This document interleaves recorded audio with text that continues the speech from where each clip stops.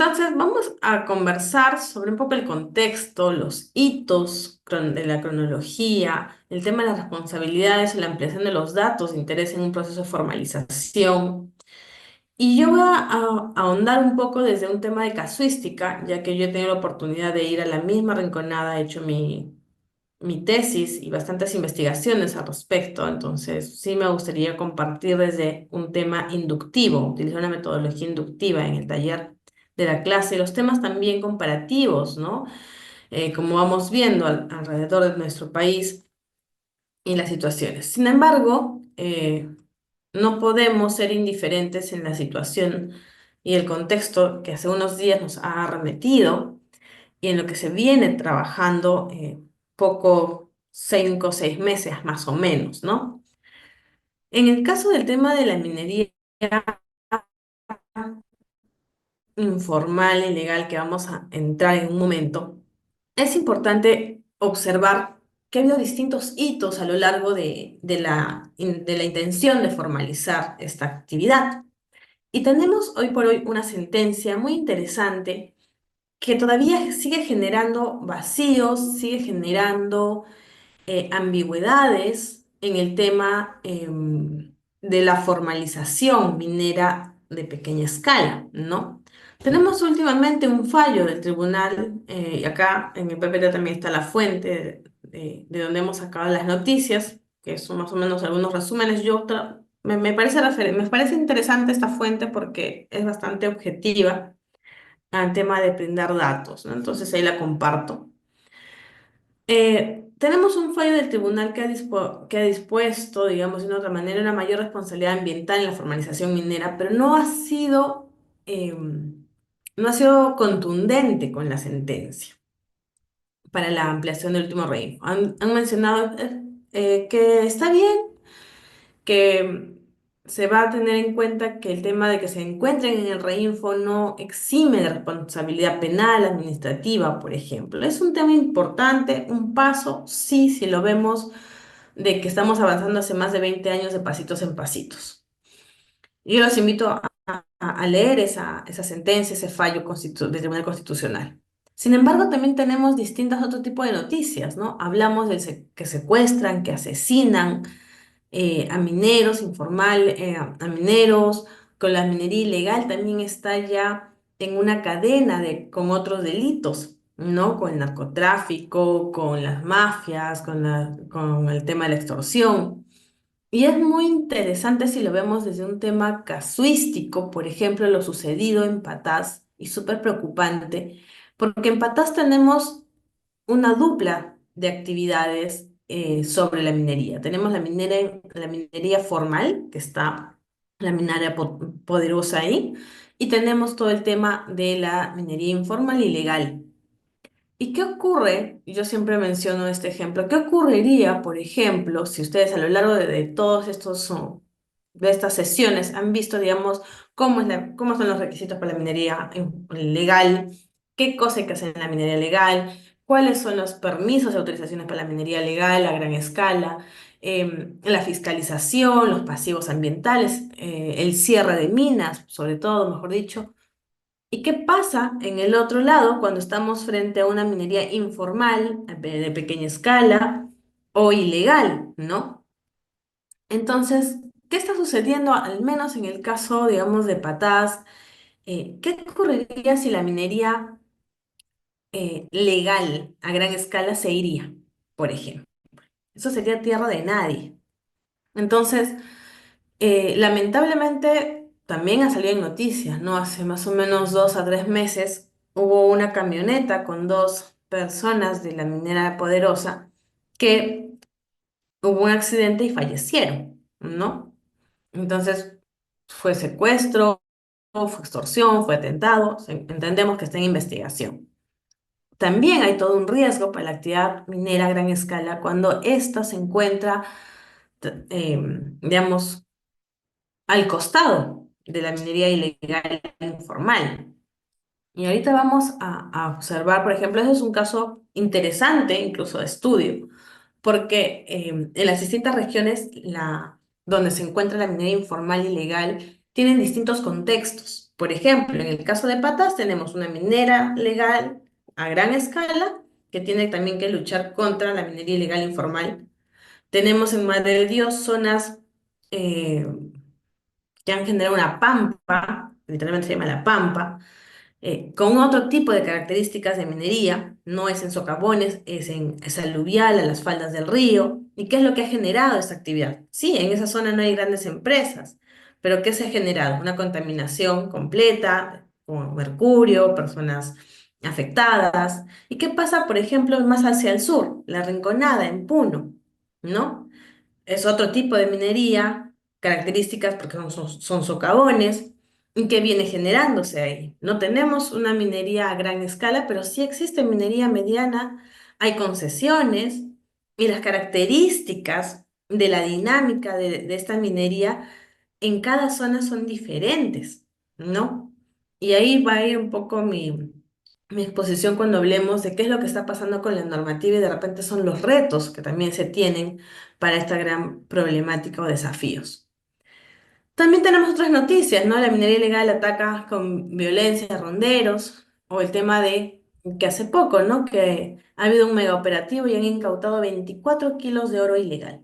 ¿En qué zona? Más o menos en la zona entre Arequipa, Nazca, Puno, en esa zona, ¿no? Entonces nosotros empezamos a ver el mapa del Perú y diríamos, si nos vamos desde el sur, que está Puno, luego entramos hacia Madre de Dios, de Madre de Dios se conecta hacia de repente la parte digamos, de Lima, del centro, que donde también está empezando a haber minería, y luego entramos hacia el norte, ¿no? Cajamarca, La Libertad, y entramos luego si queremos ir por carretera, salimos hacia la frontera y entramos por la otra frontera hacia Iquitos, o si no, de Madre de Dios entramos en lanchas, en embarcaciones, y navegamos y podemos llegar a Pucallpa, Iquitos, ¿no? ¿Y por qué menciono esas rutas? Porque en mi hipótesis de por qué no se avanza en el tema de la formalización es porque no estamos observando la ruta del tráfico del oro y la ruta del tráfico de la migración y la ruta del tráfico del mercurio. Oro, porque es el insumo o el mineral que se está extrayendo y es el interés. ¿Por qué sacamos o encontramos, por qué encontramos, por ejemplo, 24 toneladas 24 kilos de oro? Será porque es rentable, ¿no? O sea, tenemos distintas zonas a lo largo de nuestro país con el mismo abastecimiento. Podemos sacar oro ilegal, informal, entre comillas, en la zona de la sierra, de la costa, del norte, de la selva. El mercurio. ¿Por qué hay tanta importación de mercurio y mercado negro de mercurio? Porque necesitamos abastecer a todos estos, digamos, a toda esta gran oferta de personas que van a comprar el mercurio. Entonces la demanda del mercurio es enorme, grande. No solamente tienen un mercado de venta en Puno, o en Cajamarca, o en La Libertad, o en Madre de Dios, o en Ucayali, donde está ya el Nanay. El Nanay también se está convirtiendo en otra pampa, un segundo Madre de Dios, por ejemplo, ¿no? Estamos hablando que todas las zonas de minería ilegal, informal, y ahorita vamos a hacer la aclaración, tiene, digamos, la necesidad de estos insumos. Por tanto, es rentable. Si yo fuese vendedor de minero de mercurio, no tengo pierde, mi mercado es amplio, ¿no? ¿Y qué es lo que, y ahí la primera pregunta, ¿qué es lo que, por ejemplo, o cuál es la autoridad competente que tiene que ver esto? Solamente en el caso de la trazabilidad del mercurio. Tenemos a las fiscalías, tenemos a la SUNAT, ¿no? ¿Cómo hay ese trabajo? De repente acá tenemos fiscales, tengo una colega que es fiscal y me dice, Lucía, podemos incautar el mercurio. ¿Y qué hacemos? Ya, tenemos la policía, lo incautamos. ¿Y dónde lo guardamos? ¿Cómo se reporta? ¿Qué hacemos con la persona in situ cuando estamos llamando al fiscal para que venga a hacer la detención? ¿No? y con todas las amenazas que esto también implica. Pero quería contextualizar porque hablar de minería ilegal e informal es hablar de un tema, una preocupación desde mi punto de vista, que viene más de 20 años. Eh, y ahora vamos a entrar ya a la parte normativa, pero sin antes decir de que es un contexto que cada vez se está poniendo más riesgoso, más peligroso, está generando, el oro está subiendo de precio, es un commodity, ojo, es un commodity, no es como cualquier otro mineral. ¿Qué implica que este mineral sea un commodity? ¿No? O sea, ¿cuánta cantidad y cómo se blanquea el oro para ser exportado? ¿No? Entonces, es incluso hasta más rentable, creo, me atrevería a decir, que la coca.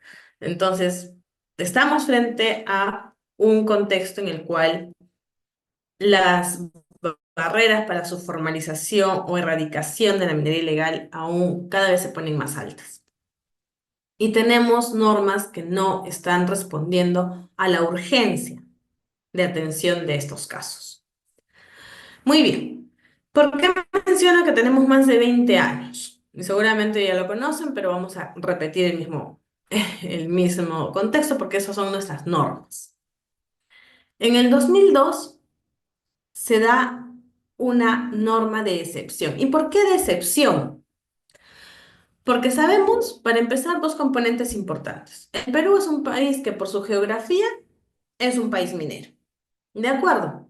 La actividad minera, como hemos hablado en las anteriores clases, tienen tres estratos: la gran minería, la mediana minería, la pequeña y minería artesanal. En este último estrato, ¿ya?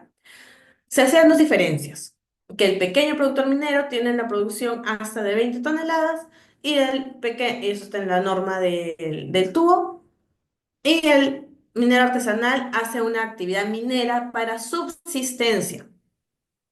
¿De acuerdo? Yo no sé si quienes conocen o conocen un poco las zonas mineras, podemos hablar de subsistencia. De sobrevivir, sí, es diferente. De subsistencia, ¿y cuáles son los materiales e insumos que deberían usar? ¿No? Entonces, como supuestamente desde la colonia y bla, bla, bla, existe esta actividad, el legislador dijo, bueno, hay que reconocerla y hay que formalizarla. Hay que reconocer que estas personas a pequeña escala y mineros artesanales necesitan un marco normativo.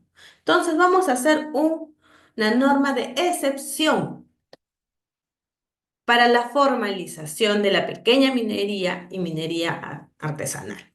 Y este modelo de excepción sigue vigente 23 años después. Estamos ahorita con una propuesta normativa en el Congreso para modificar esta norma, la 27651, que probablemente en junio ya va a salir. Y es interesante, hay que revisarla, hay que ver qué otras cosas trae, pero yo diría, ¿por qué olvidarnos de que esta norma nació como una excepción y se ha vuelto una regla?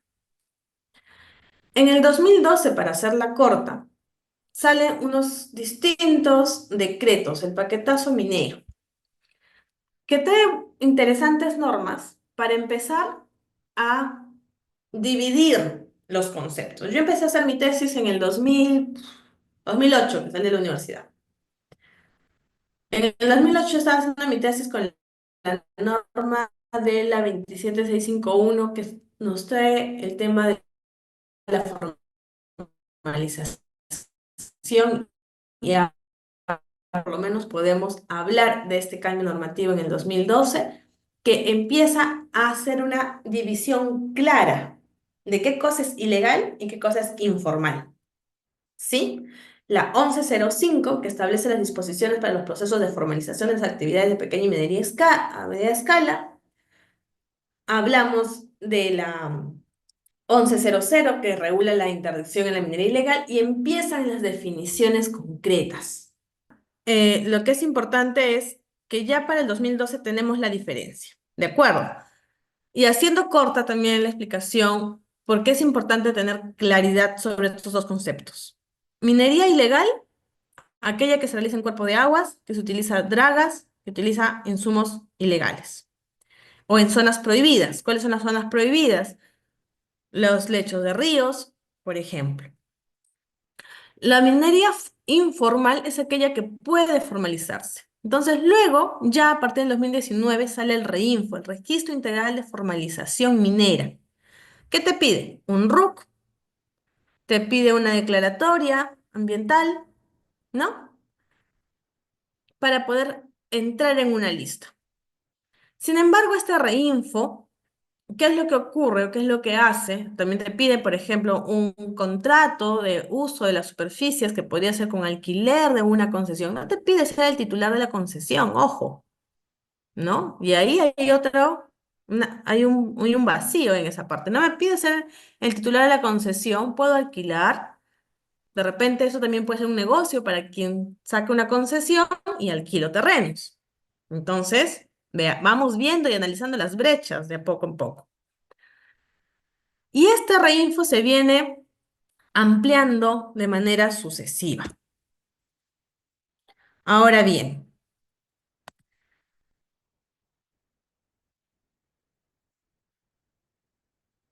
si ven la pantalla, la que estoy compartiendo. Ya, entonces, yo les voy a compartir, al igual que mi PPT, uno de los artículos que he escrito, que habla sobre los 20 años de la búsqueda de la formalización minera. Está publicado en una revista de la Universidad Científica del Sur, donde se hace justamente este análisis y se habla, por ejemplo, de esta ampliación del reinfo de manera sucesiva, ¿no? Tenemos la última ampliación que entra también, que debería ser el 31 de diciembre de 2024, y luego sale una siguiente ampliación que es sujeto de esta sentencia del tribunal.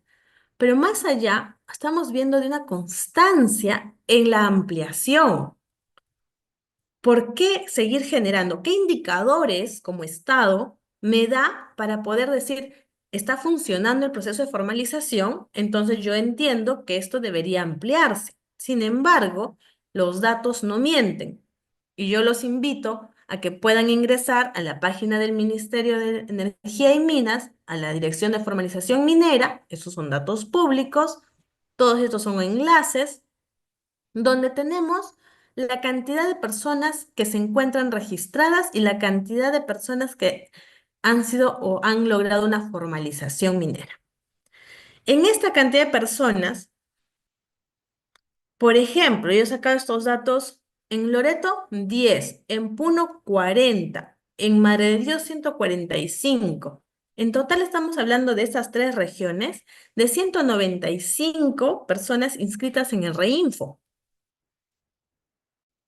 Ustedes me dirán, quien conoce Madre de Dios y ha podido ir a a La Pampa, ¿habrá 145 mineros informales nada más? En Puno, en La Rinconada, les voy a mostrar ahorita las fotos. ¿Habrá solo 40? Esa es la gran pregunta, yo creo que no.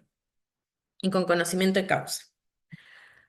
Voy a dejar de compartir un minuto porque quiero compartir otra pantalla.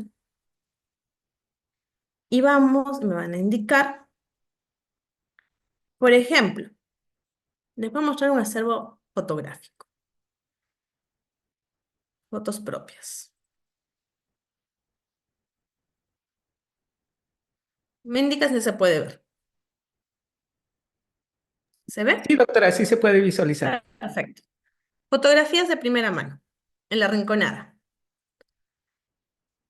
En Puno dicen que hay 40 personas inscritas en el REINFO. Yo les voy a preguntar esto. ¿Qué vemos acá? Todas esas casitas de calamina son personas que se dedican a la minería informal e ilegal. O sea, si fuese ilegal y habría la cantidad o la capacidad que nos dice el Estado, con las fiscalías ambientales, con las interdicciones, que en realidad deberían estar ya dejando de hacer la actividad, y que estamos hablando de que en La Rinconada, que es un distrito que se encuentra a 5.200 metros sobre el nivel del mar, en Puno, es decir, no estamos hablando de todas las zonas de minería ilegal solamente o de zonas de minería informal, pero acá, ¿qué cantidad de gente hay? Segunda foto. El nevado ya no existe. Si se van ahora, ya no existe.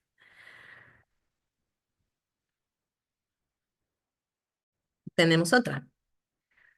¿Por qué tenemos tremenda la precariedad de las casas, la precariedad de la zonificación urbana? Mi papá, que fue quien fuimos a campo, y vean los tanques y las personas. Todos estaban vestidos como mineros. Miren la cantidad de personas, están los casquitos, que van subiendo hacia los socavones, a hacer la actividad. ¿Y ven toda la basura que está ahí? En esas bolsas no solamente hay basura, también hay relave. Todo lo que queda de la explotación y empiezan a sacar toda la basura que se tiene. ¿Qué pasa cuando hay lluvia y cantidad de agua que vaya deslizándose? Esto termina en el río Suche y en el río Suche termina en el Titicaca. ¿Por qué creen que el Titicaca eh, no se puede solucionar el problema de contaminación? Miren la cantidad de personas que se dedican a la minería. Tenemos una municipalidad, una camioneta de policías. Hoy por hoy está al costadito de la fiscalía. ¿Ustedes creen que tienen la capacidad para hacer las interdicciones o las denuncias? Todos se encuentran uniformados en la Rinconada. Las zonas en las cuales se trabaja. Estas son las donde están las mujeres que hacen los quimbaletes. Tenemos una sola norma al respecto. Y no me digan que esto es minería a pequeña escala o de sobrevivencia. Miren las condiciones en las que la gente trabaja, dónde lavan.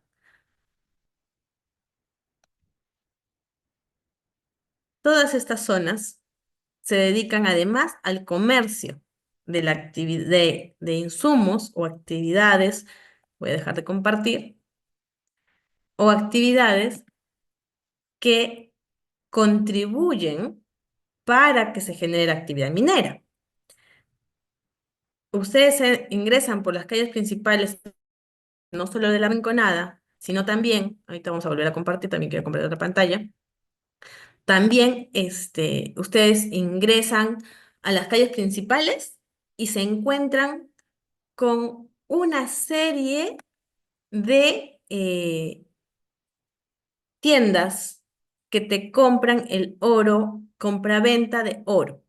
¿Y por qué? Porque tanto en la zona de la Libertad como de la Rinconada, el sistema en el cual se trabaja muchas veces es por chocarreo, que le llaman. Ingresan 20 días al socavón a recuperar oro y unos 5 días ingresan, que pueden ingresar con algún familiar para el trabajo o se organizan los mismos grupos para el trabajo de la actividad minera y puedan extraer para sus propios pagos. Al menos en la Rinconada ese es el sistema, ¿no? Entonces, todas estas actividades generan una economía local en la cual, ¿cómo combato si esto es rentable? Si esto es rentable para mi, para mi economía local, voy a volver a compartir la presentación, para mi economía local, entonces, ¿cómo yo, como Estado, supuestamente, no soy capaz de generar normativa adecuada para esta actividad? Muy bien, voy a regresar a esta presentación. Le están viendo los datos del número de personas formalizadas. La cantidad de personas que se logran formalizar por cada región realmente es paupérrima en sentido a la problemática que tenemos. En 10 minutos quiero comentarles un poco el tema de la Casa Rinconada, para ver las similitudes que tenemos con las otras localidades. Por ejemplo, en este caso, incluso es un centro poblado que nace a raíz. Es tan rentable la minería a pequeña escala, formal o ilegal, que incluso hasta hay monumentos de los mineros, ¿no? Las condiciones de vida, ustedes irían a vivir a 5.200 metros sobre el nivel del mar.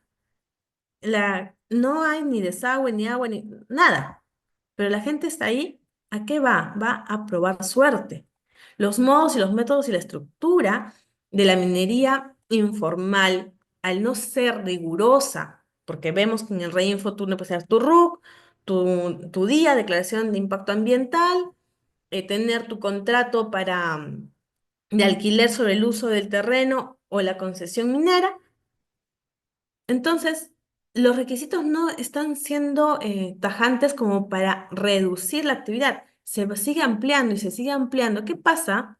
Ahora, según la última sentencia, dice que si yo me encuentro en el reinfo, me pueden hacer una acción penal. Sí, de acuerdo, pero tendré más, más hechos probatorios a mi favor porque yo podré demostrar que tengo la posibilidad, la intención de formalizarme. Estoy en el reinfo, estoy preparando mi declaración ambiental. ¿Cómo me prueban que el oro que yo estoy sacando lo estoy vendiendo de manera ilegal, por ejemplo? ¿No? En estas zonas no solamente se usa insumos para, como la pólvora, para las explosiones. En la zona de la Rinconada, por ejemplo, la gente muere por lo menos unos 3 o 4 personas al mes dentro de las explosiones y nadie dice nada. Yo ingresé con una persona en el 2010, hice otra en el 2018 y hace 2 meses que ingresé, la persona que me ayudó en los dos primeros ingresos ya había fallecido en una explosión. Me llamaron, doctora, ¿cómo está? Queremos una noticia. Jerónimo ha fallecido en una explosión. Sí, el señor le manda su plata, tiene su casa en Puno probablemente. ¿A costa de qué? Si no tenemos normas que realmente vayan contra este tipo de estructura de pagos, contra la estructura laboral que se hace en las zonas. Ustedes vayan a Madre de Dios, no sé si han visto la película La Pampa.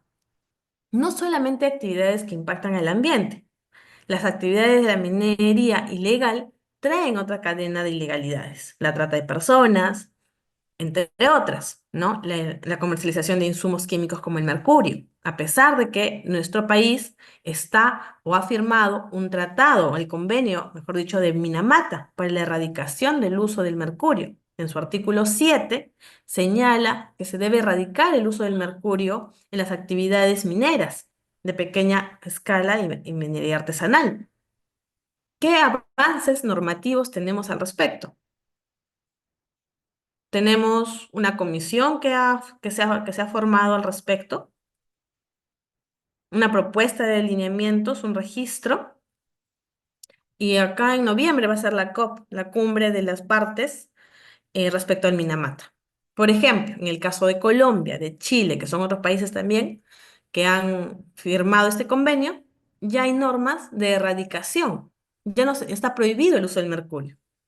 ¿No? Entonces, los avances tampoco responden a una realidad eh, que, que nuestro contexto impone que deberían darse. No estamos hablando de personas, de que esta actividad no genera muerte.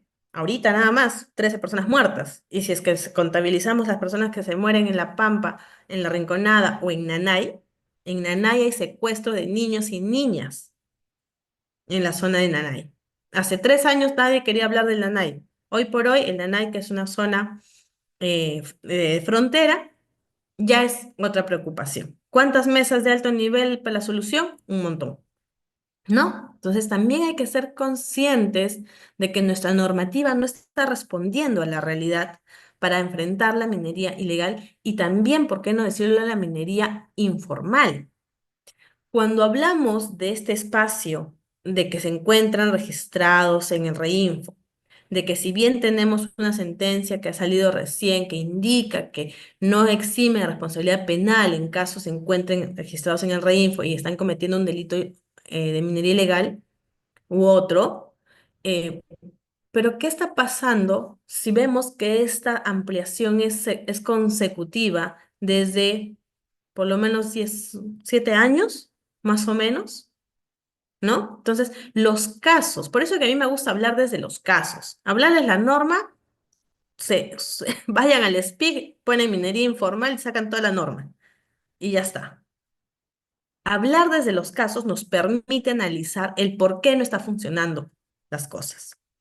Tenemos la rinconada con determinadas características: altura, en socavones, uso de mercurio, uso de explosivos. Tenemos la Pampa y tenemos Nanay. Minería aluvial. ¿Qué cosa es aluvial? a la falda de los ríos. Utilizan dragas. Las dragas es una maquinaria prohibida. Entonces, per se, esas personas no podrían estar en el Reinfo porque están usando dragas. Pero como nosotros somos tan creativos y yo realmente creo que esas personas están perdiendo plata porque deberían ser ingenieros, cuando uno entra a las interdicciones, tú ves cómo Transformer quedó chico. Entran a las interdicciones y van viendo el monitoreo a través de los drones y se ve cómo se desmantela la draga. La draga se hunde, le meten un peso, la hunden en el río y salen lanchitas. ¿Cómo lo hacen? No sé. Pero llega las Fuerzas Armadas, quienes están encargados, el Ministerio del Interior, que está encargado de las interdicciones, y es asombroso que no se puede capturar las dragas, porque ya no hay draga. En menos de 10 minutos se usó un transforme, un robot, literalmente. Entonces tú dices, estas personas no pueden estar en el registro, en un reinfo, están utilizando dragas. En la Rinconada hay volquetes. ¿Cómo un minero, según la descripción de la minería artesanal y pequeña minería, según la cantidad de toneladas que sacan, según los instrumentos que usan, cómo pueden o no decir que están en un registro? Entonces, ¿cuál es la identificación o por qué no se aplica un principio de la primacía de la realidad, el mismo principio que se aplica en el término laborales? En un momento, OEFA lo intentó aplicar. Eso fue más o menos en la época de Hugo Gómez, en OEFA, cuando estamos hablando del 2012 al 2014. Hoy por hoy ya no tenemos esa norma, ¿no? Eh, a ver, siguiente. Cuando hablamos del uso de los insumos químicos, en toda esta gama de lugares que hemos dicho, que está Madre de Dios, Nanay, que es más zona selva, Patás, que está en la Libertad, Cajamarca, la parte de la zona de Puno, todas esas zonas, por ejemplo, generan el uso del mercurio. Y este uso del mercurio, ¿qué implicancias tiene? Hay gente que tiene sus hornos dentro de sus casas. Ahora, y acá quiero hacer un paréntesis importante. ¿Por qué se observa y se dice que es importante suscribirnos al convenio de Minamata? ¿Por qué? ¿Alguien sabe qué pasó en Minamata? Es el nombre de una ciudad en Japón, pero ¿saben qué pasó en Minamata? En Minamata, voy a ver si se puede, bueno, al final si es que podemos compartir el video, lo voy a compartir. Ustedes ponen en internet, en YouTube, eh, la enfermedad del mercurio en Minamata. Les van a salir unos videos de personas temblando, con epilepsia, con un montón de enfermedades mentales. Fue una ciudad completamente contaminada por mercurio y las consecuencias en la salud humana fueron irreversibles.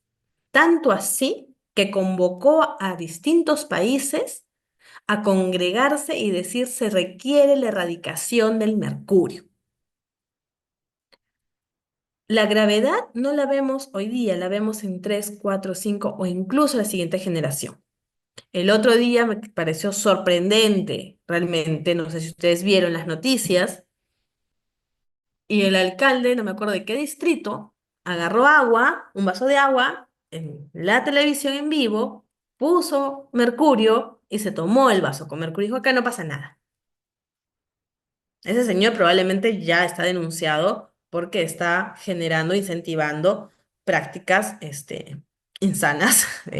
Creo que ahí los penalistas son especialistas en ese tema, probablemente, pero no puede ser que a puertas de la celebración de una COP, que es una conferencia de partes internacional sobre Minamata, podamos no tener avances normativos, no tenemos lineamientos para la erradicación del mercurio, no tenemos una pena privativa, importante sobre el tema del uso del mercurio, no hay normas que radican completamente. El avance de la implementación de este convenio es todavía insuficiente, diríamos, siendo amables, ¿no?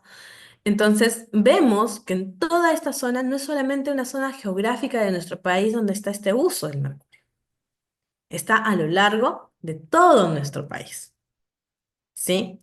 Y seguimos ampliando el reinfo, seguimos, y esta ampliación del reinfo implica también una brecha o una ausencia de poder implementar de manera adecuada la justicia o las sentencias, ¿no? Entonces, también la implementación o la ampliación, mejor dicho, de un sistema como el Reinfo implica una brecha para el acceso a la justicia ambiental, ¿no? Entonces, son varios componentes que desde el caso de estudio estamos sacando de manera comparativa qué es lo que está sucediendo a lo largo de nuestro país. Y nuevamente repito, las normas no responden a la realidad necesaria. Cuando nosotros entramos a la Rinconada, los impactos ambientales negativos de la actividad minera informal y ilegal se podrían, digamos, subdividir en tres temas específicos y que lo vamos a ver a raíz de esto, que también se repite. La explotación minera informal y ilegal en la Rinconada viene produciendo daños ambientales graves que alcanzan hasta la ciudad de Puno. Y esto incluso hasta de manera transfronterizo. ¿Por qué? Tenemos el río Ramis, el río Suche, que al final evocan al lago Titicaca. Contaminación. Hagamos el mismo ejemplo y pensemos en los daños ambientales en La Pampa, en Nanay, en Patás, en Cajamarca. ¿Qué está pasando? Los cuerpos de río. ¿Cuál es la característica del cuerpo de río? El cuerpo de agua. Se mueve. No existe agua que no se mueva, señores. Y eso no entienden nuestros legisladores. Haciendo un paréntesis, lo que ha sucedido con el derrame de petróleo. Todos los sedimentos, algún día esos sedimentos, que el sedimento es el fondo de los cuerpos de agua, se mueven. Y los mismos señores de OEFA decían, nosotros vamos un día a fiscalizar y a sacar las muestras, no hay. Hubo marea, hubo un cambio de agua, de vientos, de marea, etcétera. Vamos a la misma zona y nuevamente hay. Lo mismo pasa con el caso del mercurio, lo mismo pasa con la contaminación generada por la actividad minera ilegal e informal. En La Pampa, ya la Dirección Regional de Salud ha prohibido el consumo de pescado en Madre de Dios. Si ustedes viven ahí, trabajan ahí, yo trabajo mucho en campo, este, nosotros no podemos comer pescado en la zona, por ejemplo, ¿no? Entonces, eso también trasciende, porque se dan cuenta que los impactos de este tipo de actividades no solamente se radica en el problema, o sea, no es como que yo fui, choqué con mi carro en una pared y luego tengo que remediar la pared, arreglar el carro, indemnizar los daños en buena hora que no murió nadie, digámoslo así. En este caso, los impactos ambientales, y como hemos visto en los principios del derecho ambiental, no son inmediatos. No hay retorno. Hay un punto de quiebre que se vuelven desastres ambientales, ¿no? El tema es reconocerlo. ¿Y cómo lo reconocemos? Identificando los casos. La Pampa es un desastre ambiental. Ya no hay punto de retorno. En Mar de Dios, los peces están contaminados. Y si los peces están contaminados, si el agua está contaminada, ¿quiénes comen los peces? Si somos en un tema de roles, muchas mujeres decían en Madre de Dios, bueno, ¿cuál es el alimento más importante para los niños que les da fósforo? El pescado. 5 años después les hacen estudio a los niños y tienen mercurio en el cuerpo. En vez de alimentarlos, los estás matando, ¿no? para continuar con el impacto que esto tiene. ¿Qué pasa? Y no es, no es broma, ustedes ingresen a la página web del Ministerio de Salud, vayan a la enfermedades raras, en el organigrama, y hay una dirección que es la Unidad de Enfermedades Huérfanas y Raras. Abren la pestañita y les dice enfermedades por metales pesados. Cuando se hacen los informes sobre metales pesados y contaminación en el cuerpo por metales pesados, por eso que no sé si ya llevaron la clase de pasivos ambientales, pero es sumamente importante, eh, y la minería informal ilegal no se escapa de este problema. Y peor aún, si es que es ilegal, ¿cómo hago un cierre de minas? ¿Cómo corroboro que esté limpio? ¿A quién persigo? Y si es informal, supuestamente en pequeña escala, ¿cuál va a ser la sanción que le voy a imponer? ¿A quién voy a sancionar por todos los peces contaminados por mercurio y los niños ya enfermos con metales pesados en el cuerpo?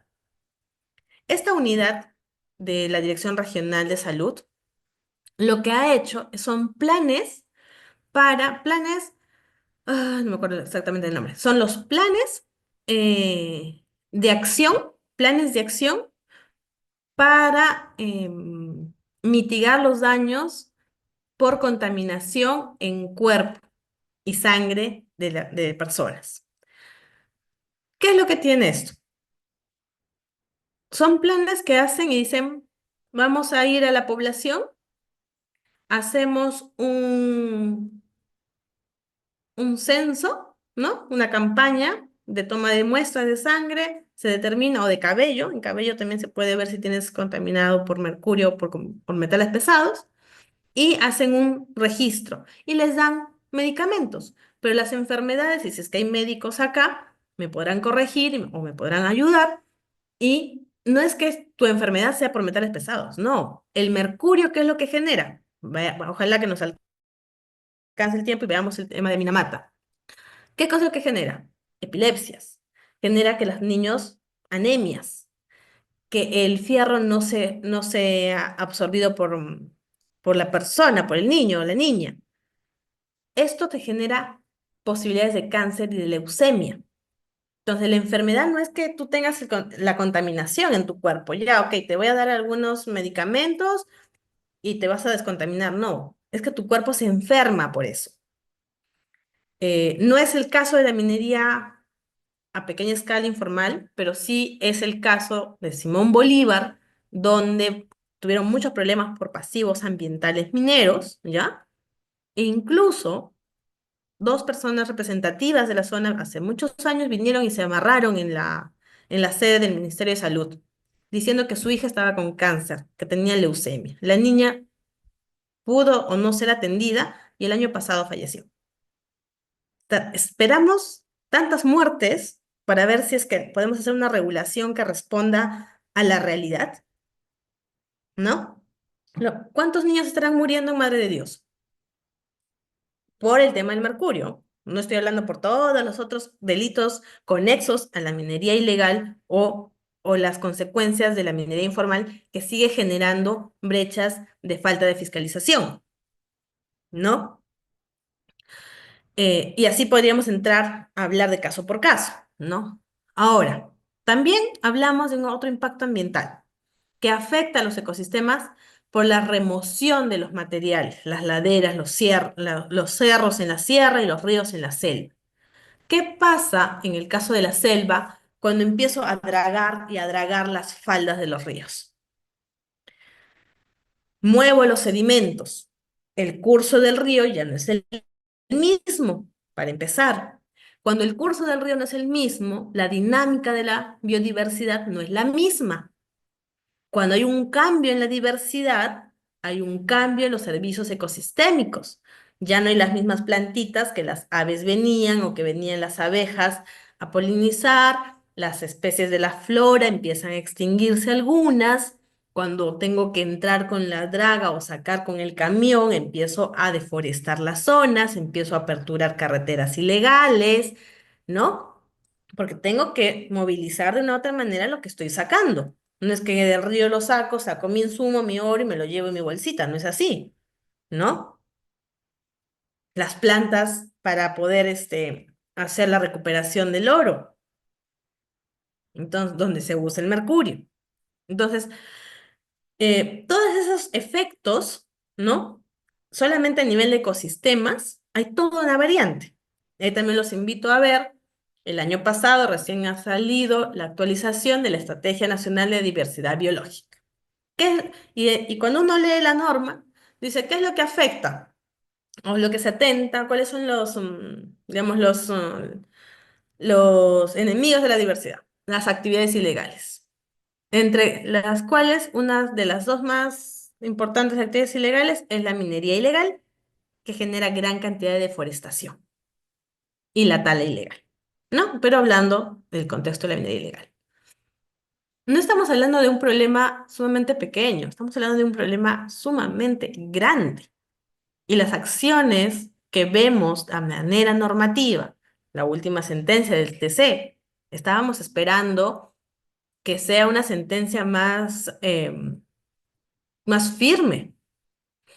Y no va a haber problema, se nos va a acabar la ampliación del Reinfo, porque en junio o julio van a aprobar la nueva ley del Reinfo, la nueva ley de minería de pequeña escala, la que va a sustituir la del 2002, ¿no? Entonces, eh, y la cual, los invito a revisar también, pero a grandes rasgos, no hace diferencia entre lo que es la minería aluvial y la minería en socavones, no hace la diferencia de lo que ocurre y los impactos en zonas de sierra y selva, no hace la diferencia cuando tenemos centros poblados que nacen a raíz de la actividad minera, como es en el caso de la Rinconada, y centros poblados o invasiones que se generan en las laderas de los ríos, como lo que es en La Pampa o en Nanay, o cuando conviven actividades ilegales con actividades legales. En Arequipa, en Arequipa hay un montón de mineros que se quieren formalizar y entre ellos mismos hay un montón de conflictos socioambientales y de problemas de lindero porque empiezan a hacer las excavaciones para sacar el oro y se meten en la concesión del costado. ¿Por qué? Porque tenemos una gran concesión que empieza a alquilar por pedacitos. Yo me puedo meter a mi registro de ser informal porque tengo mi alquiler del uso de terreno superficial, tengo mi alquiler para un uso de mi contrato de cesión de uso de la concesión minera, porque ustedes han visto en la parte de minería probablemente los tipos de contratos que tenemos. La cesión en uso es el contrato más usado en la actividad minera, que te da derechos y obligaciones que tiene el, el concesionario inicial, ¿no? Entonces, es fácil hacer esas sesiones. Me dedico a sacar un montón de concesiones y luego hago mis contratos de sesión de uso. En Arequipa hay todo un problema al respecto, ¿no? Y también es importante el tema, que ya lo hemos hablado de manera muy tangencial, el tema de género, las payanqueras. Obviamente en estas zonas, o por qué se da la actividad minera a pequeña escala, es que inicialmente nace como una actividad de subsidio, como una actividad de sobrevivencia, ¿no? Donde cualquier persona puede hacer esa actividad para sacar un poco de mineral, venderlo y, en fin, sobrevivir. Pero nuestra realidad es otra. Miren esta zona. Ustedes pondrían a trabajar, estamos cerca del Día de la Madre, no sé si, bueno, mi mamá en paz descanse. Yo soy mamá, tengo dos niños. Pero yo no pondría a trabajar a mi mamá. Y probablemente mis hijos no me dejarían trabajar en una zona así, ¿no? Pero la realidad es otra. En estas zonas, obviamente no se puede tomar fotografías de personas así directo, pero trabajan madres, por lo general madres solteras, porque también tenemos un régimen de familia terrible, y vienen con sus niños o niñas. Y están ahí los niñitos jugando en esas aguas. Y después van y comen su pancito, ¿no? sale una norma sobre las payanqueras que hacen un estudio, hay varias ONGs, ¿no? Pero dentro de una de ellas sacan un estudio y dicen qué cantidad de mujeres intervienen en la actividad minera. Las mujeres no entran al socavón, por un tema incluso hasta de tradición, ¿no? Cuando uno va como mujer a la mina, dicen, no, a la mina no le gusta que vayan mujeres, no hay producción, y bla, bla, hay muchos temas que hay que cambiar ahí, incluso en en la gran escala, ¿no? Pero las mujeres van y trabajan en el tema de la recuperación, trabajando, moliendo, triturando o haciendo la recuperación del oro, ¿no? Y las condiciones en las cuales trabajan son paupérrimas, tienen, por ejemplo, sí, algunas ya a través de esa norma se han organizado, ¿no? Y hay organización, una red de mujeres que se estima un total más o menos de 16.365 mujeres payanqueras en estas regiones en las que hemos conversado, ¿no? Pero no hay condiciones laborales, no hay respeto y también hacia qué otros temas sociales y de violencia de género se encuentran. Y no hablemos ya hasta de la trata de personas, que ya son los impactos sociales también que se van dando, ¿no? Los impactos sociales que se observan en las zonas es incluso que son delitos. La trata de personas es un delito. Sin embargo, uno encuentra y la dinámica es bárbaro.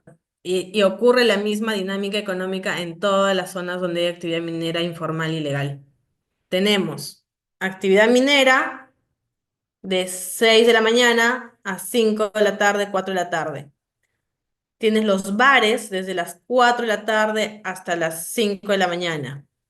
Y estos bares tienen prostíbulos, niñas indocumentadas, mujeres indocumentadas, eh, con la migración, tanto internacional como nacional, encuentran niñas o jovencitas eh, de la selva en la Rinconada y niñas o jovencitas o mujeres y niños también, varones, de la sierra en las zonas del norte o en las zonas de la selva, ¿no? ¿Cuál es el trabajo de la fiscalía? ¿Cuál es el trabajo de la policía? El reporte de la Defensoría del Pueblo de Mujeres y Personas Desaparecidas. No baja de 200 al mes. ¿Dónde están todas esas mujeres? Hay instituciones que están trabajando, sí, no se dice que no hay un trabajo, pero si las condiciones sigue generando que se siga realizando una actividad de manera ilegal, con tantas consecuencias ambientales, sociales, económicas, al margen de la norma, con una, no vamos a decir incapacidad, pero sí vamos a decir con una debilidad para erradicar la minería ilegal y con normativa para no poner fin a un tema de que si quieres hacer una pequeña minería y minería artesanal, que nazca formal, hazla de manera formal. En otros países, ¿qué incentivos se dan para que exista la formalización desde que nace? ¿Por qué una norma, como hemos visto en el 2002, que nace como una excepción, se volvió una regla? Y tanto así que ahora va a venir una modificatoria de esa ley. Si las excepciones no son para que se conviertan en regla general, son como los PAMA, ¿no? Ok, un plan de adecuación. Y también la suerte de los PAMA, bueno, ya hoy por hoy ya no hay, pero este, tuvieron su auge, ¿no? O sea, vas a continuar y continuar haciendo la actividad y vamos a ser conscientes de que es necesario actualizarnos, adaptarnos y hasta qué punto en el caso del Reinfo, por ejemplo, vamos a continuar ampliando o vamos a generar las condiciones bajas, porque yo, a ver, si yo fuese una persona que quiere dedicarme a esta actividad, voy y leo los requisitos. Muy bien. Leo estos requisitos y y observo o veo y digo, ¿qué me piden para hacer, para formalizarme? Significa, he nacido informal y voy a ser formal. ¿Qué requisitos me piden? Tener un RUC, hacer una declaración de impactos, tener un contrato de cesión, pero no me dicen que dejes de hacer mi actividad. No me dicen que cese de la actividad que estoy haciendo y que hasta que no sea formal la continúe. Si no, yo continúo mi actividad. Entonces, ¿para qué voy a nacer formal si ser informal me va a generar una, digamos, una situación un poco más, más fácil?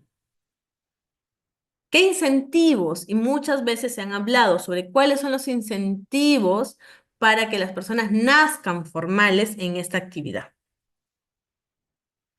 Si para yo ser formal desde nacimiento, ¿cuáles son los requisitos? En Ingemet, seguro que eso también lo han visto en la parte de minería general. Ingemet, yo necesito el tema, voy, hago mi petitorio, hago mi concesión. Para la concesión tengo que hacer un pago, luego tengo que hacer mi declaración de impacto ambiental, mi día, ¿no? Mi instrumento de gestión ambiental. Tengo que presentarlo, en el caso de la pequeña minería, minería artesanal, al gobierno regional, ¿no? Porque en el 2008 hubo la transferencia del Ministerio de Energía y Minas hacia los gobiernos regionales. Yo me acuerdo que estuve en esa época haciendo los folios para hacer la transferencia y veías la cantidad de expedientes que si en Lima no se daban abasto, eran remitidos a las direcciones regionales donde tenían probablemente uno o dos personales que iban a atender esos casos. ¿Qué implica eso? Hacer la certificación ambiental, aprobar la certificación ambiental, ¿no? Que es la declaración de impacto ambiental. Y luego hacer la fiscalización de la actividad. Y en su momento yo siempre les hablo, y en algunas otras clases les hablo sobre la importancia de la institucionalidad. ¿Y por qué la importancia de la institucionalidad?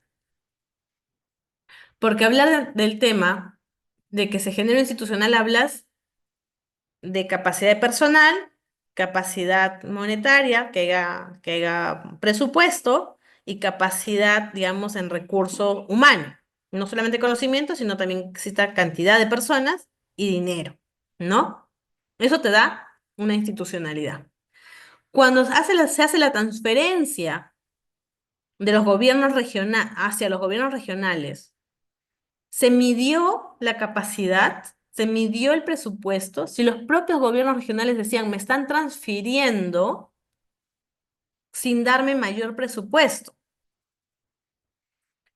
Los invito a que ustedes ingresen a la página del Ministerio de Economía y Finanzas. Entran a la parte de consulta amigable y ahí van a empezar a buscar. El tema es aprender a buscar ahí. Cuando uno empieza, dices, ya, ok, presupuestos generados para minería a pequeña escala. Pequeña escala. Gobiernos regionales. Dentro de los presupuestos de los gobiernos regionales vas a ver de manera diferenciada que cada gobierno regional tiene un monto distinto porque han hecho su POA o su PIA, lo que fuese a inicios de año, lo han presentado para que se los aprueben y en función de eso les han dado una ejecución, un monto para ejecutar. Y hace poco ha salido la Contraloría diciendo que el nivel de ejecución de los gobiernos regionales no está siendo eficiente. Encima les hacen devolver plata. ¿No? O sea, encima no tienen mucha plata y encima les hacen devolver dinero. Entonces, en ese caso, cuando estamos hablando de cuál es el contexto de la autoridad encargada para que nazcan formales y no tiene mucha capacidad, ¿qué es lo que está pasando? ¿No?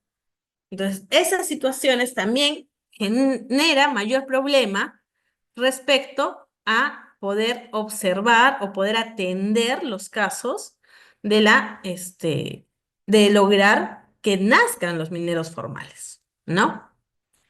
Entonces, eso es otro gran problema, ¿no? Porque la situación o el contexto es complicado ya sea incluso para que nazca de manera formal, y seguimos insistiendo en formalizar actividades que realmente, según la realidad, no deberían ser atendidas como actividades a pequeña o de manera artesanal, sino ya medianos, probablemente, ¿no? Muy bien, y vamos a continuar. Ahora bien, hablamos de los temas comparativos y es esta tabla, me parece, a ver, no sé si lo pueden ver. Sí se ve, ¿verdad? Eh, Sigo hablando, no sé. Ok. Si se ve, ok, muy bien. Cuando hablamos de los problemas y los retos que tienen de la minería informal y de manera ilegal, a mí me gusta comparar los casos. ¿Por qué? Porque vemos las situaciones diferenciadas de región en región que probablemente deberían ser realmente importantes para la legislación. Sin embargo, también vamos a ver temas que son similares, ¿no? Y al ser similares, más bien aumentan el problema del tema de la ilegalidad y la informalidad. Y veremos por qué. Ojalá me dé tiempo. Muy bien.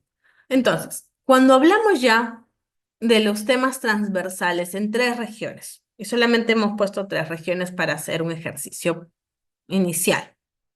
Primero vamos a hablar de las características de la población, las características de sus viviendas y las condiciones de vida. ¿De acuerdo? Le voy a tener un vaso de agua. ¿Me permiten un minuto, por favor? Para poder traer un vasito de agua, ¿sí? Ryder, voy a cortar un minuto para traer un vaso de agua. Sí, doctora.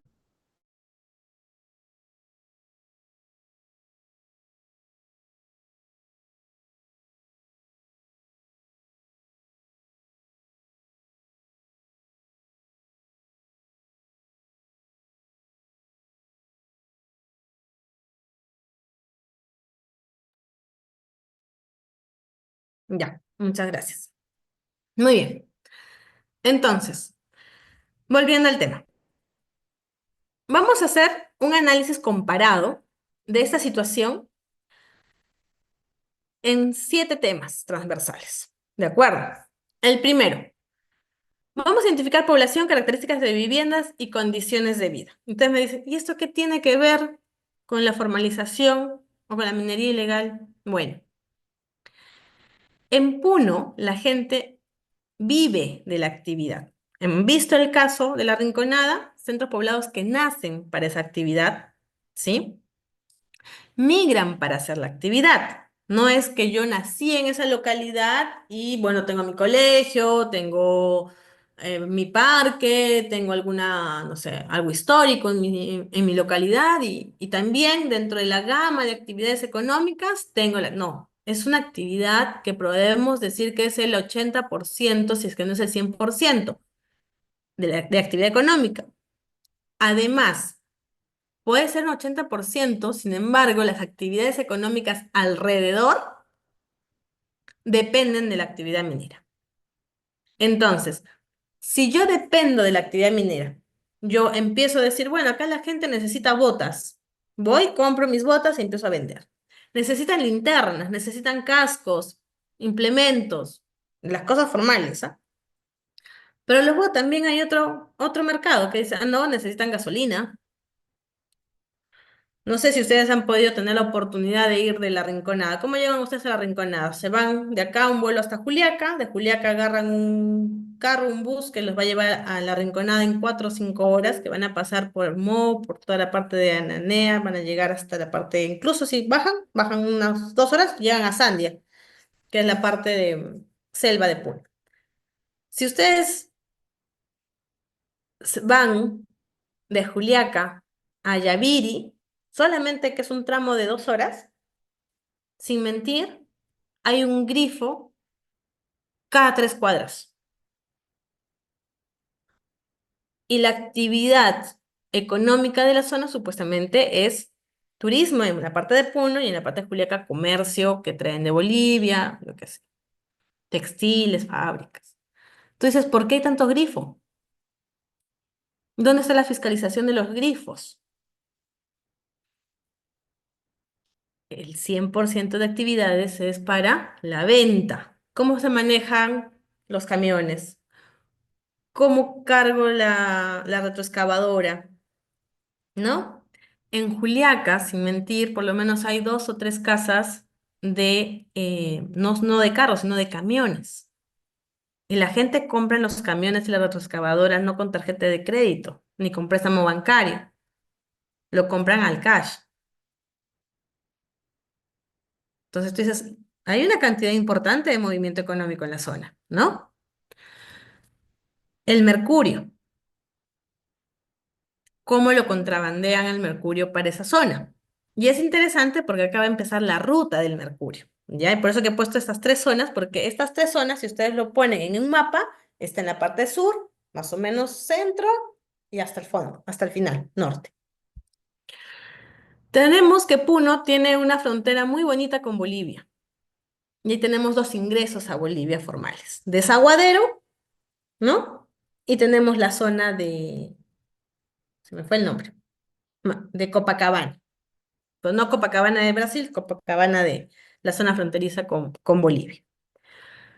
Por Desaguadero, seguro que ustedes han escuchado la actividad económica ilegal del contrabando y las culebras. Las culebras, ¿qué son? Les dicen culebras porque son una tira de camiones, 5 o 6 camiones seguidos que van a pasar esa parte de la frontera. Y la carretera no es gran cosa, es la Panamericana, que continúa. Pero tienes otra linda ruta que se puso en evidencia en la época de pandemia, porque la gente pasaba mucho por la época de pandemia a través del lago. Sin embargo, esta ruta a través del lago, también quien la fiscaliza, ¿no? Tenemos DICAPI, tenemos las fuerzas, la Marina, etcétera. Pero la cantidad de comercio que se ve en Juliaca, en las ventas y en Desaguadero, es asombroso. Y tú dices, pero tienes un puesto de control. De Puno a Ácora hay un puesto de control. En Desaguadero hay otro puesto de control, que sí tiene sus oficinas también al lado de la SUNAT. No digo que la SUNAT no hace su chamba, está ahí. ¿Y por dónde entra el mercurio? Entra por esa zona porque en Bolivia también hay minería ilegal. Entonces es una zona de alto mercado y alto tránsito de comercio de mercurio, ¿no? Y cuando tú ves cómo se transfiere el mercurio, lo vamos a hablar al final de eso, pero cómo se va avanzando el mercurio. Entra por Bolivia, pasa a Puno. En Puno tengo mercado, lo vendo, perfecto.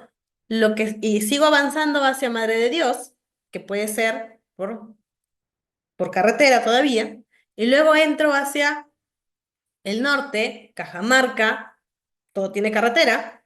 Uno puede ir de carretera de extremo a extremo en el Perú, cada vez mejores. Entonces mi mercado también. Pero ponte que no me abastece el ingreso por la frontera con Puno. Zona fronteriza, la Rinconada con Puno. Otra zona fronteriza, Madre de Dios. ¿Con quién tenemos frontera con Madre de Dios? Brasil. En Madre de Dios también tenemos una zona fronteriza donde ingresa el mercurio. Ingresan otros insumos. Y este abastece hacia la parte del norte y hacia la parte del sur. Otro foco importante de minería ilegal. ¿Por qué la coincidencia? Segundo foco importante está la frontera. Tercer foco importante, Nanay. Puedo entrar por el río. Entro Madre de Dios, abajo Jucalpa, me voy hasta Talmarañón, la cosa que llego a Iquitos. Hay embarcaciones de Pucallpa a Iquitos, 7 días en ferry, en hamaca, en el servicio que ustedes quieran, ¿no? Interesante hacer ese viaje. Es una buena experiencia, interesante. Pero en esa zona también es frontera. ¿Con quién tengo la frontera en Nanay? Zona fronteriza. Brasil, Colombia, me parece que está en esa zona. Tercer localidad importante de minería ilegal e informal. Cuarto, cuando hablamos de Cajamarca, La Libertad, Ecuador. Ecuador también tiene grandes problemas de minería informal ilegal. ¿Por qué no tengo gran foco de...? Porque también en Arequipa también tengo minería, pero está cerquita a Puno, y está cerquita a Madre de Dios, entro por Cusco, ¿no? Entonces, observamos que la actividad va a generar mayor actividad y migraciones por actividades ilegales y económicas alrededor de esta actividad minera y gran cantidad de facilidades de ingreso. Las zonas, al menos las tres zonas que les presento acá en este cuadro, son zonas fronterizas, ¿no? Las viviendas, cuando yo hablo de comparar las características de las viviendas, en el caso de Puno no hay un plan, no se nota que existe una planificación urbana, no hay desagües, ¿no? No hay un sistema de electricidad organizado. Poco a poco sí, y ahora vamos a ver, en el 2026 va a ser interesante tener una lectura, digamos, de las carteras o de las propuestas de los candidatos porque en La Rinconada, en Madre de Dios, las épocas de candidaturas, hay un montón de dinero y no se sabe de dónde. Bueno, se sabe, pero no se sabe cómo demostrar de dónde. En su momento, Madre de Dios tuvo más de un presidente regional vinculado a la minería ilegal informal. Entonces, también vamos a ir viendo que esta actividad, que suena de pequeña escala, pero ¿por qué tienes que formalizar? ¿Por qué te vas contra los mineros de pequeña escala, mineros artesanales, si es que esa actividad es de sobrevivencia? Porque te estás dando cuenta la magnitud y la cantidad de poder, dinero y actividades ilegales en su entorno, ¿no? Está el informal que se puede formalizar, pero ¿cuál es su cadena de movimiento? ¿De dónde saca el mercurio? ¿De dónde saca la gasolina o el petróleo que utiliza? ¿No? Siguiente región, ¿no? Cuando hablamos de Madre de Dios, también hablamos de que viven de la actividad. La Pampa nació por una actividad minera. Y la migración. Se me acaba el trabajo en La Pampa, me voy a Puno. Estoy cerquita. Y todavía tengo experiencia, ¿no? O sea, se puede reaprender más, con mejores técnicas. Se me acaba el trabajo en Madre de Dios o en La Rinconada y tengo un lugar para trabajar, porque no necesito empezar desde una actividad formal que tengo que pedir una concesión. Es más, en Puno, si uno ingresa por acceso a la información, tienes concesiones mineras. Incluso ahí están las conocidas concesión minera en ANEA 1, en ANEA 2, en ANEA 3, por ejemplo. Pero tú te das cuenta que el que está trabajando no es el titular minero. El que está trabajando es los trabajadores o las personas que al menos en el caso de Puno hacen cooperativas, ¿no?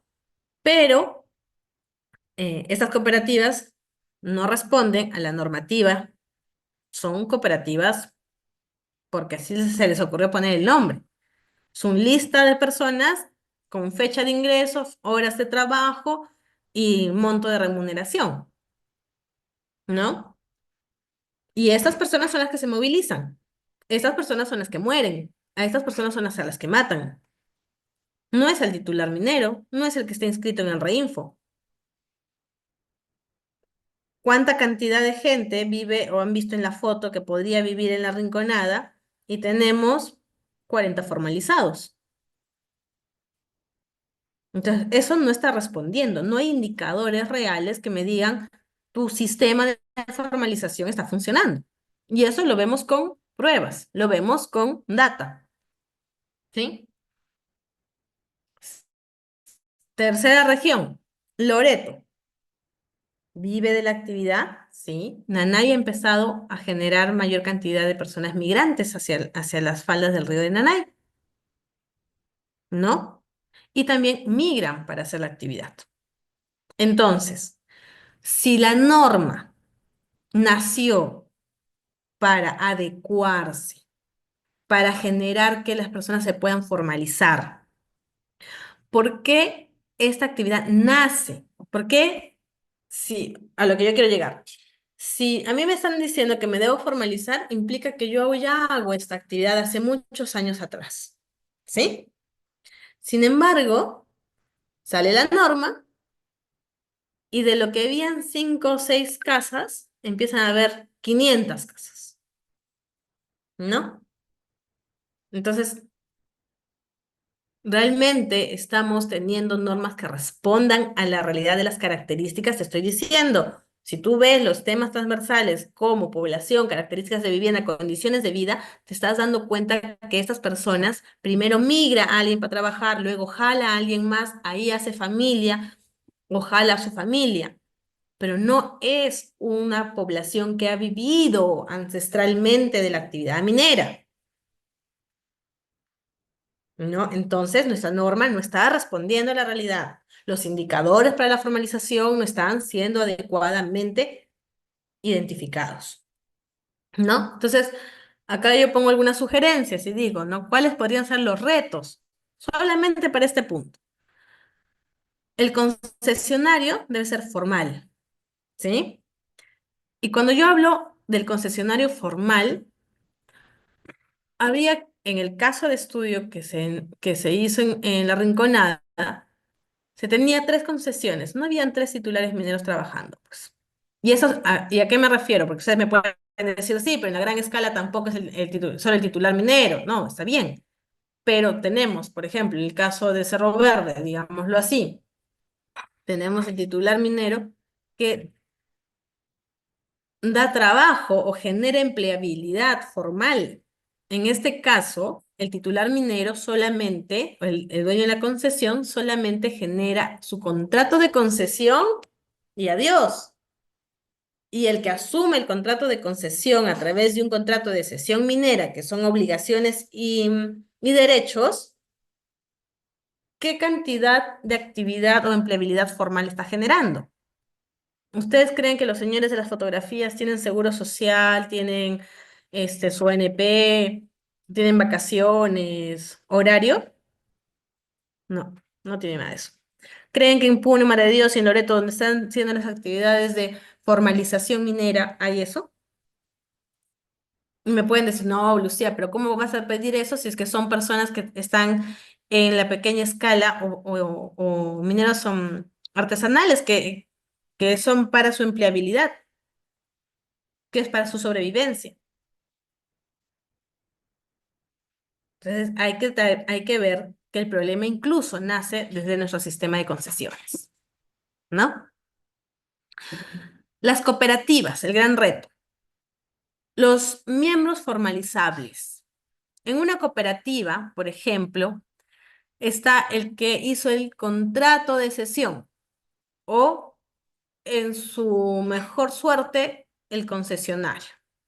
Eso sabemos por la norma de minería y seguramente ya lo han visto en derecho minero exactamente lo que nos dice el tubo. Tenemos distintas actividades mineras, muchas de ellas. Tenemos la prospección, la prospección, la exploración, beneficio y comercialización, y me falta una, cateo. Cateo, prospección, exploración, explotación, beneficio y comercialización. Dentro de estas actividades, la comercialización, prospección y cateo no necesitan instrumentos de gestión ambiental. Las demás sí necesitan, ¿no? Entonces, y necesitan tener un concesionario, tener la titularidad.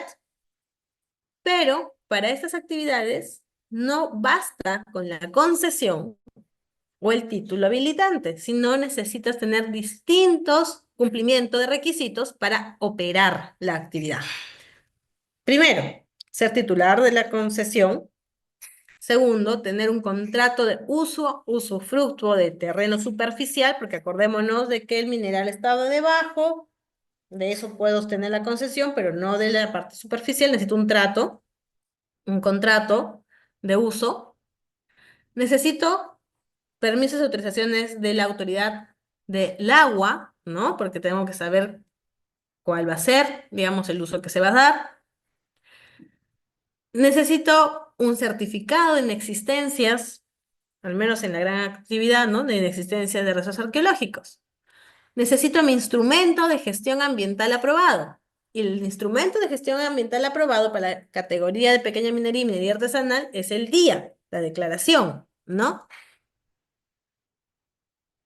Para que recién empiece y solicite mi actividad que pueda iniciar a ser una actividad formal. ¿Ustedes creen que en las cooperativas las 50 personas que podrían tener el contrato de concesión minera o de cesión en uso tienen todos esos requisitos? No. Y luego se hace la cadena o la pirámide, bendita. Tienes a tu concesionario que tiene sus requisitos, el que está inscrito en el REINFO probablemente, si es que estamos hablando de uno probablemente formalizable. ¿Y qué pasa con los 600, 800 personas que trabajan ahí? Claro, no tienen contrato porque no pueden evidenciar que si yo soy pequeño productor minero, minero artesanal, ¿cómo voy a emplear a 100 o 200 personas? ¿No? Puedo tener mi RUC, pero eso no me hace una empresa, no sé, un tipo de empresa que pueda generar personas en planilla, ¿no? Y ahora, por el otro lado, puedes decir, pero ¿por qué no denuncian? Si voy al Ministerio de Trabajo. Pero esa es la única actividad que tengo en la zona. En la Rinconada, minería ilegal, informal. En Madre de Dios igual, en la zona de Nanay. Y yo los invitaría a ir a la zona de Nanay, por ejemplo. Para entrar a esas zonas, uno tiene que ir en avión y Quitos. Por lo menos desplazarte entre 5 a 6 o 8 horas en embarcaciones. Ahí, ¿cuántas veces hay estado presente? Tú ves gente que dice, ya, sí, un proyecto productivo, vamos a trabajar con el Camu Camu, sí, acá vayan a Metro, a Wong, no sé, una cajita de Camu Camu, el kilo 26 soles, wow, qué caro. Van a la zona, un sol, se les pudren en la embarcación. Y si es que alguna vez yo me quedé varada ahí en las embarcaciones, la gente regala o lo bota al río porque se pudre con el calor. Para sacar el cacao, para sacar el café, es un montón de trabajo. ¿Para que me paguen qué? ¿5 soles? ¿Para que me paguen 10 soles? Ya, mejoramiento de actividad productiva. Vamos a poner paneles solares y vamos a hacer que saquen pulpa de camu camu congelada. Ya. ¿Cuánto les compran ahí? ¿10 soles? ¿15 soles? Estoy hablando del Nanay de Madre de Dios, por ejemplo, nada más, que pueden tener actividades productivas en la zona. Versus, ¿a cuánto les pagan por gramo de oro?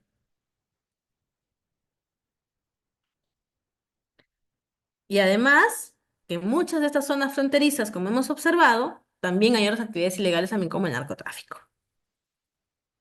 Entonces, el crimen organizado empieza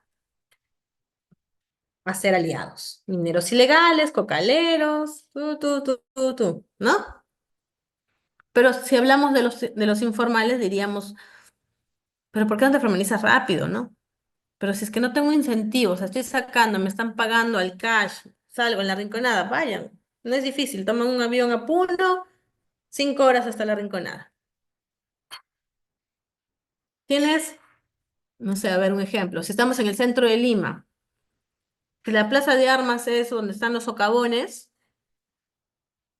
en la parte de Ucayali, por donde está la Defensoría del Pueblo, ya, Abancay, así. Tiendita, tiendita, tiendita para compra y venta de oro. Y ahí mismo les dan el dinero. Entonces no me tengo que soplar la cantidad de tiempo, o en el caso de Madre de Dios y de Loreto, igual. No me tengo que soplar la siembra, la cosecha, la producción, la venta. Entonces es una actividad que tiene muy poca reemplazabilidad. Es igual como quisieran erradicar la coca con plantas de cacao, café, mango, papayas. Y las personas decían, pucha, pero si yo siembro coca con 1 hectárea, pago la universidad de mi hijo. Siembro el cacao, siembro el café y no pasa nada. Lo mismo sucede, ¿no? Los trabajadores que van ahí, como la persona, como Jerónimo, que me ayudó en los 2 primeros ingresos, me decía, Lucía, pero es que acá venimos a probar suerte. Unos salimos muertos a la semana, otros al mes, y de repente me voy a morir en un par de años, y así pasó, pero ya mi hijo ya está yendo a la universidad, mi esposa ya tiene una casa, ¿no? Costo-beneficio. Porque esas son las situaciones de pobreza en esas zonas, ¿no? Son álgidas. Muy bien, eso de respecto al tema de población, características de vida y condiciones. La norma que tenemos, la que va a ser ahora adaptada y va a ser cambiada en junio, está contemplando estas externalidades que podrían realmente motivar a una formalización. A mí no me motiva una formalización, si me voy desde el otro lado, ¿no? Muy bien. Segundo punto, tema transversal. Cuando hablamos del mineral que se extrae, en la gran minería, digamos, el mineral más importante que seguramente han estudiado es el cobre, ¿no? Tía María saca bueno, va a sacar cobre. En el caso de Sauder en Moquegua también creo que sacan cobre. El nivel del cobre, el precio es bueno, es importante, pero nunca tan importante como el oro. Y en la minería, para sacar el cobre, sacar otros minerales, digamos, hay que hacer, digamos, bastante tecnología. La gran minería puede hacerlo. Pero ¿qué pasa, digamos, con las minas de oro? Si ustedes han visto, y solamente para un poco ejemplificar, ¿dónde estás? A ver, un minuto, ¿dónde estás? Ujú, acá. En esta foto. Son socavones. Estas partecitas de acá que ustedes ven son unas escalinatas que se va abriendo a punta de explosivos. Vas entrando a punta de explosivos y vas ingresando. Tienes, en el caso en el caso de Madre de Dios y de Nanay, es dragar, es agarrar la maquinaria, la draga y empezar a sacar el fondo del río y empezar a ver qué cosa empiezas a quitar el agua, luego haces la recuperación, trituras el material y ahí está el oro. Así de simple. No necesitas mayor infraestructura, no necesitas excavar metros hacia abajo, no necesitas meter explosivos solamente que 100, 200 metros. Y en esos socavones en la Rinconada uno entra así a las justas, ¿ah? No es que tengan la infraestructura como tienes, no sé, pues en Poderosa, en Antamina, ¿no? O en otras minas a nivel internacional.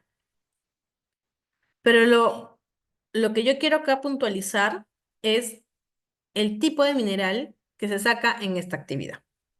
Y hay que preguntarnos el por qué. Y ahí el regulador debería decir, a ver, si es que, ¿por qué solamente se saca en su mayoría oro?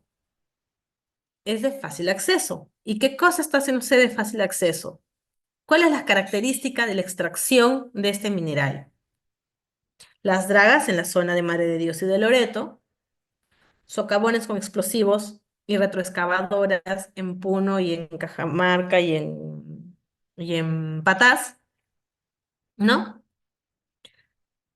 Y el oro, ¿cuánto cuesta ahora? Cada vez el precio viene subiendo. hemos hablado de la posibilidad de sustituir este tipo de actividad. Pero si esta actividad es o sea, es rentable en gran medida y la gente migra para eso, ¿no? ¿Por qué es rentable? ¿Por qué van a probar suerte? Porque en un año, en 2 años ya están comprándose su terreno, ya están comprando su casita, ya estás pagando la universidad de tu hijo o de tu hija, ¿no? Entonces, uno de los retos que se identifican en este análisis de esta línea es que la gente, el motivo es que migran por el mismo interés en cada una de estas zonas y hace que la actividad sea rentable y hace que la actividad tenga mano de obra. Porque si no tuviese mano de obra, ¿cómo contrato a los 600 trabajadores? Entonces es rentable.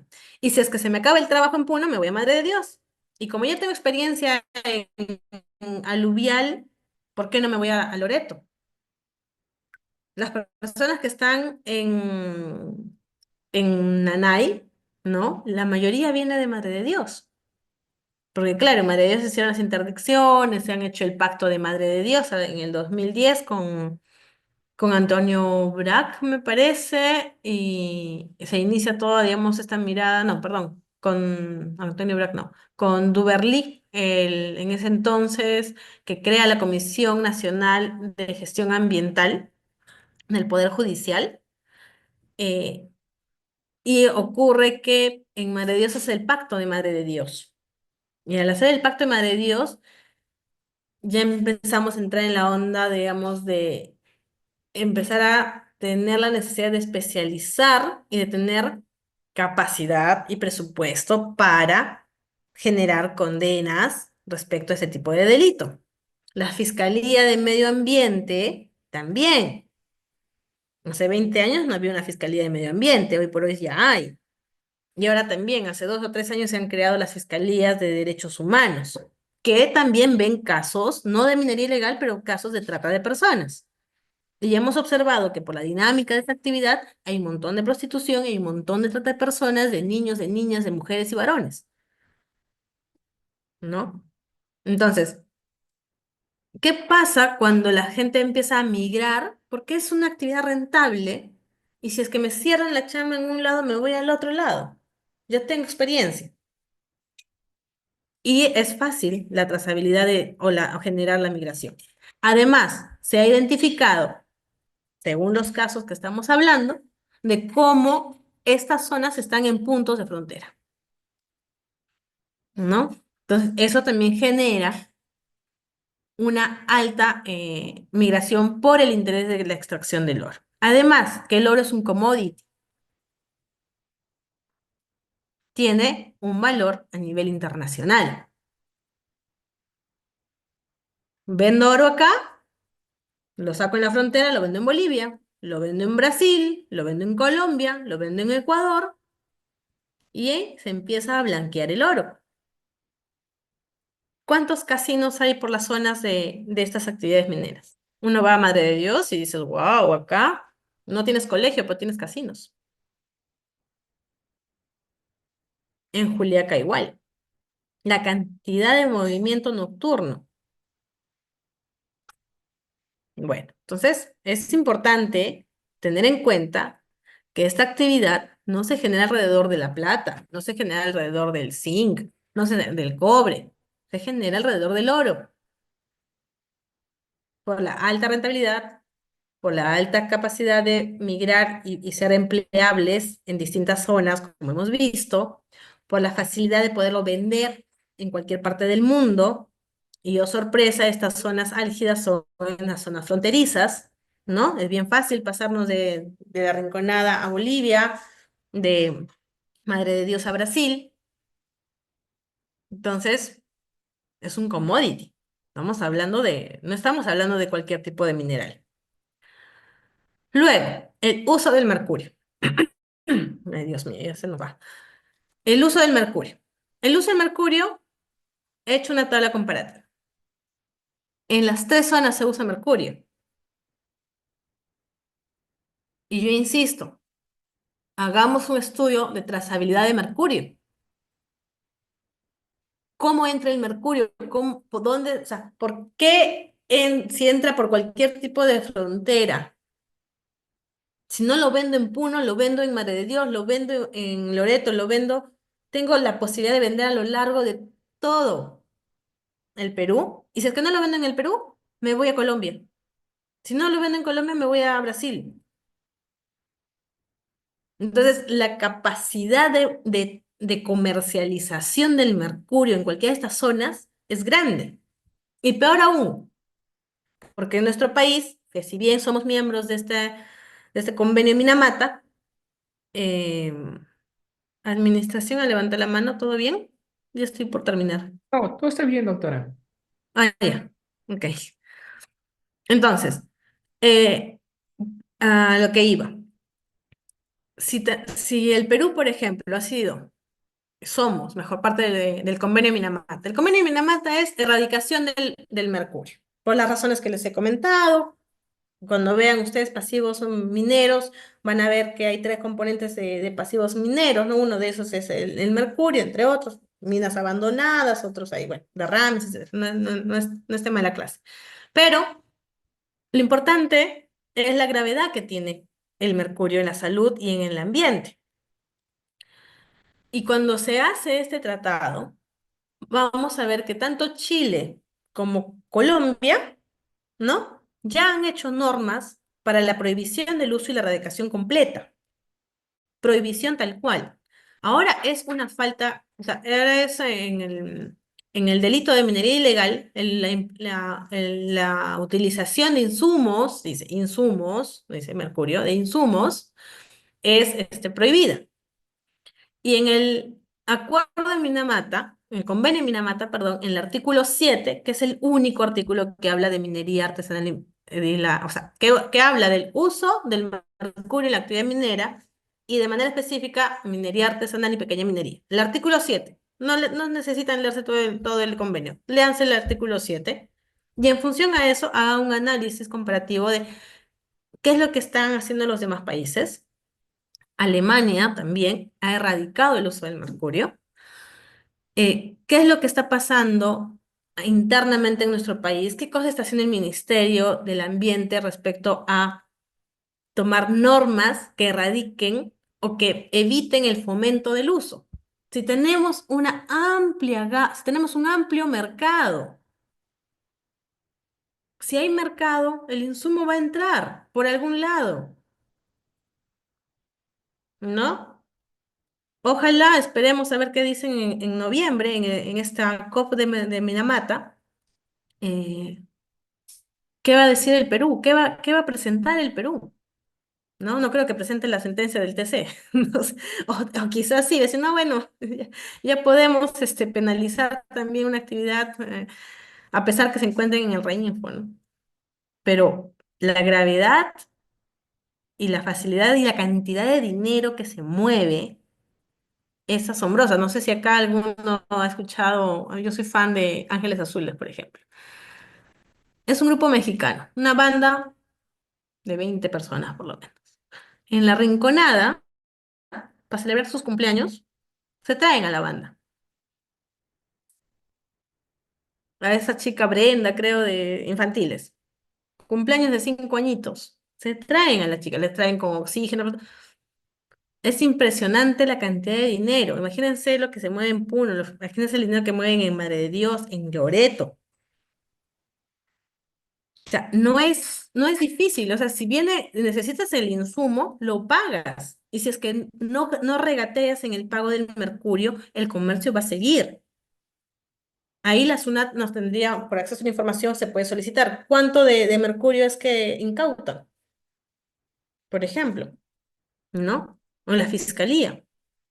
Entonces, es un insumo que se va a usar a lo largo de todo nuestro país, donde se realizan esas actividades, porque además vamos viendo coincidencias.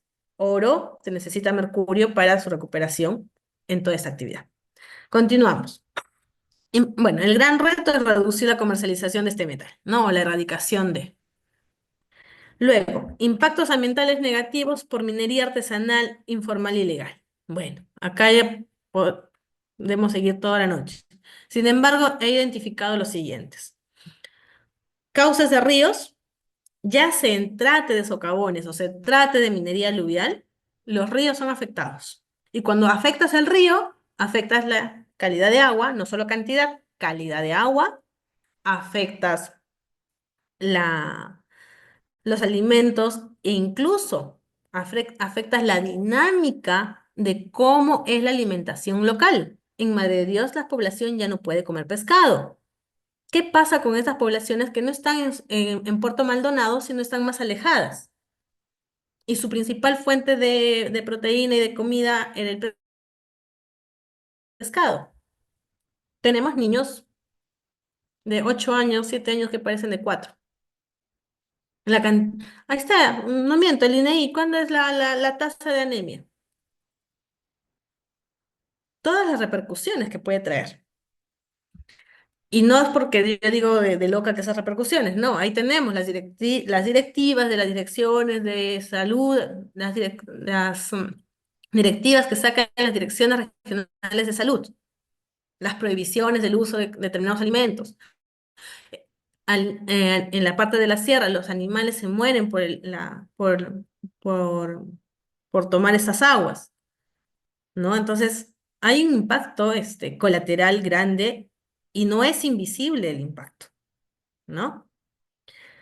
Eh, se- Hay un impacto en los ríos, hay un impacto en los sedimentos, hemos hablado, cuando los sedimentos se mueven, se modifica el cauce del río, se modifica el tipo de la dinámica del río. La universidad, la UTEC, en su momento hizo acá, bueno, no hizo para la minería, pero hizo, por ejemplo, un monitoreo del cauce del río Rímac por el tema de la contaminación que tenía, y se observaba, por ejemplo, cómo los sedimentos estaban afectando la dinámica del río y esto estaba generando que el río cada vez jale más basura, ¿no?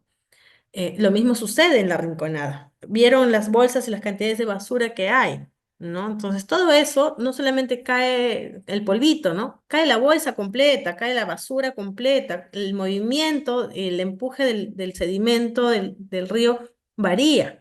Y si acá tenemos ingenieros, probablemente con mejor claridad podrían explicar este tema, la dinámica de los ríos, qué cosa afecta a nivel de la biodiversidad de los servicios ecosistémicos que puedan brindar o no.